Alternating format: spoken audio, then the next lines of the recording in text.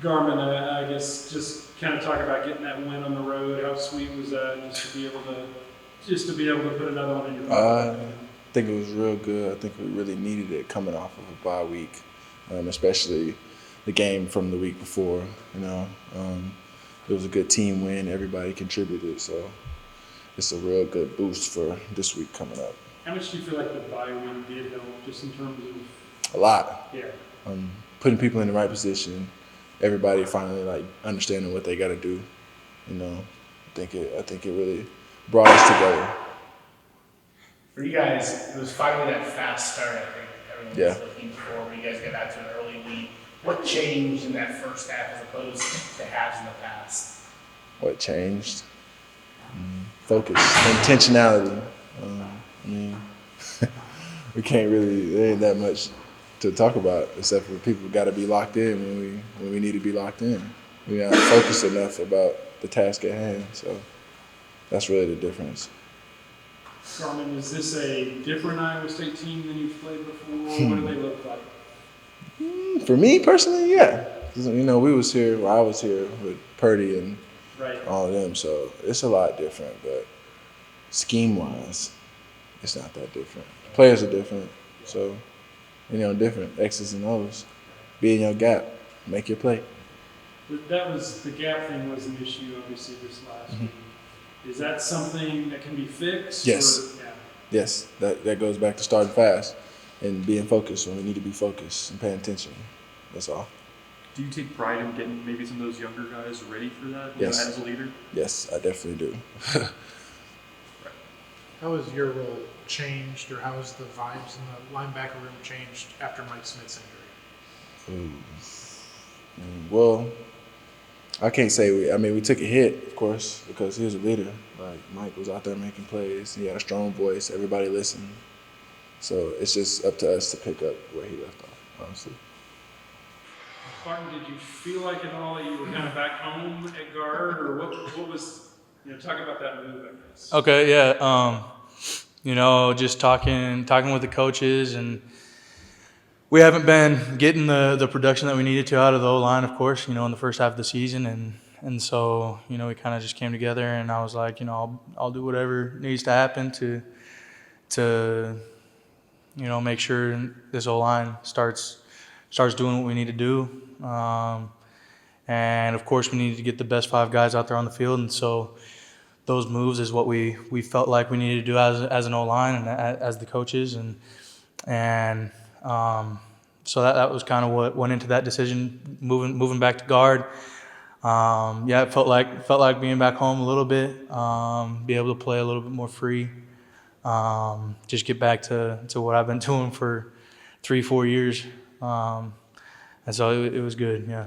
I didn't know if you had specifically asked for it, or if that was just kind of discussed, or. Yeah, definitely just discussion with the coaches, just us needing to make a change with the front and needing to get better production out of the offensive line. So we felt like we needed to get Colton Price in there and get his toughness and his physicality in there, and the best spot for him was at center, and so we just did what we had to do. So Coach called you and him nasty.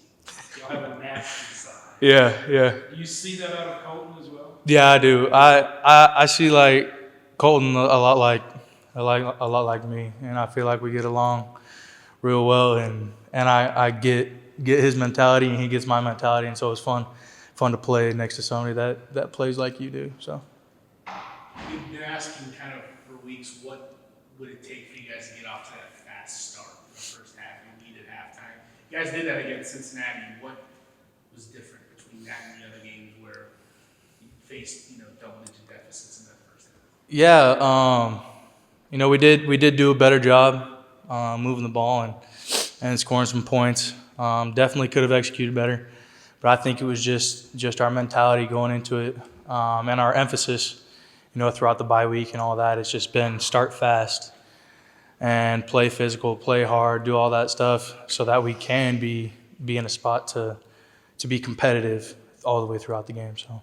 And then obviously, the goal of every practice is to get into the end. Yep. It's an offense. Yep. How much does it give you guys confidence that, hey, when we get to the 35, like, we've got a guy like Isaiah who's just in the zone and able to make it from really wherever? Yeah, for sure. We would love for Isaiah to not come out on the field ever. You know what I mean? But no, for sure, he gives us a ton of confidence. Going 4 for 4, super clutch. To have him back there kicking those field goals for us. So. Do you expect another step forward for the line against Iowa State? Where you're going to probably have to run the ball a little bit more. Yeah, for sure. I think the more you get to play together with the 5 that we have going, the better we're going to get. We all kind of there was movement all over the place, and so everybody was kind of playing a new spot or getting back to old spots, and the more we do that together as a group, the better we're going to get. And so I'm just excited with the step we're going to take this week. And then Gavin Byers, how has he grown or matured kind of from the beginning of the year to now? I know has some experience, but has he kind of grown up this year? Yeah, for sure. No, he's a great leader. Knows what he's doing, and that's a guy that kind of got put back out where he's played a little bit before at right tackle, and he's doing a great job executing out there. So, is there a confidence coming out of that game? Because I think Coach even said, some of y'all have said, hey, we're confident we can run the ball, and y'all did better in the second half. Is there a confidence now that y'all can just line up and run the ball, which is something you didn't try to do a whole lot of this last game? Yeah, for sure. Going into the last game, it was kind of, we knew that was our struggle, right? And so for the first little bit, we kind of stayed away from it, to be honest. But we realized, we need to start running it in that second half, and we had a good run efficiency and everything like that coming out of the game. And so I think we realized that these changes were necessary, and they're doing good for us. So. Most teams have a home field advantage. You guys seem to have a road field advantage. Yeah. To this point, is there a magic formula or something down the road that season leads to success? No, I don't know. We definitely need to start winning at home, and that's the plan. So. I guess kind of off that, you're a new guy, but homecoming here, are you excited for that? I know Coach mentioned maybe bringing some older guys back to talk about the importance of homecoming here. Yeah, for sure. I'm excited. It's always good to be at home and have that type of energy, from our fans and people that have come before us. And so I'm just excited for the game. Isaiah, what was that like, just the feeling in that game, knowing that a lot was on you, really? I mean, to go 4 for 4, and none of those were chip shots. Honestly, it was really encouraging. I feel like most of my kicks during the year so far have been red zone. And so my emphasis for the week was kind of like, okay, like if I get an opportunity outside of the red zone, like I want to maximize it. And I got 4. Yeah. And that was really cool that I was able to maximize that. So that was good. Did you feel good on the 54-yarder? Yeah, I knew I was going to have to drive it a little bit just because the way that the wind was going and the kind of balls that we have. And so I felt pretty good about it, yeah. Because you had tried, I know in warm-up, it seems like you were kicking something 55. Yeah. It was interesting that you were that close to that. But yeah, no, I mean, during. You knew you could make it. Yes, I knew I could do whatever I needed to get it there, so. In terms of just your journey as a whole that we've talked about, last season, losing the job and then coming back and having to compete for it, is it kind of like a satisfying full circle moment to have a week like this where you have that game and you receive the honor from Big 12 and national stuff? I mean, it's definitely nice. Like that's a pretty cool recognition and everything, but it is also kind of like I can't really dwell on that for too long. It's cool. Give it a couple hours to dwell on it, and I got to move on. It's if I keep on dwelling on that, then I'm gonna get stuck there. So. Do you take that? You also had a tackle, right? Yeah. Kickoff returns. Do you take that last line of defense kind of pretty seriously? I mean, I want to get a tackle. I kind of want to get in there. It wasn't a great hit or anything. It's a pretty good hit for a kicker. I mean, I appreciate that, but I mean, I kind of want to get in there. Now, would I have liked to have under that circumstances? No, because it was a bad kick, and then he got past all of our guys and stuff. But I mean, I do take that seriously in that, like, if the guy does get past, it does get to me, and like I want to be ready for that. I want to be able to be an athlete and not look like an idiot, you know. So Is there a point in a game once you make that 54-yarder where you start to feel like you're in a groove and everything off your foot feels like it's going in? actually, yeah, no, it was a nice confidence boost at the beginning of the game. You know, it was just kind of like, since that was at the very start of the game, it was kind of like, okay, all the other ones just felt like, I don't know, I did feel good. I kind of was on a roll, so it felt good. Yeah. With a new snapper, how's that operation going now? Do you feel like y'all are kind of in sync, that kind of thing?